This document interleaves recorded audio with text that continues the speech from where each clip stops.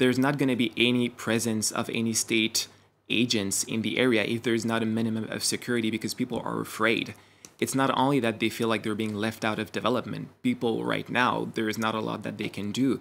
And, most of them, they're very humble. What they want may not even be, the minimum in terms of development. Yeah, a hospital is a good thing, but sometimes people just want to be able to do their basic activities, farm, bring the cattle to pasture areas, and be left alone, have birth certificates. In safety. Yeah, they want to be in safety. And if you want to build anything, you need to have that minimum. So I think that security is something that's necessary, but we have to try to negotiate the right ways to have an intervention. All right, so on that score, Michael Shurkin, do you take the point by Ashik Ibn Umar that the response right now is too military-driven when you listen to the announcements that have come out of this summit? I think that's correct. I mean, to be fair, France says very explicitly that security is only one side of this, that they also say that governance and development are those are the three pillars of the stool upon which they wish to build their counterterrorism strategy.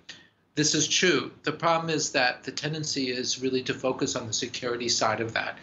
It's a tendency that France has. It's a tendency certainly that the United States has. And so there's much less focus on the development piece of this triad, as well as the governance or the politics piece of this triad. Even the fact that we're here ostensibly to talk about the G5 force rather than to talk about the EU strategy for political engagement or economic development, I think is an indicator of that. So if you want to ask that a mistake? me, well, what is France's strategy for economic development in the region? Yeah, I think it's a big mistake. If you look at, the problems, it's so much bigger than just terrorism, Islamism, or narco-terrorism. You have pastors who are fighting farmers because of land disputes. You have all sorts of different communities that perceive that they're fighting one another in some zero-sum game contest. How do you manage that? How do you arbitrate that? There has to be various forms of governance to arbitrate that. How are those problems being addressed by mounting an improved military operation?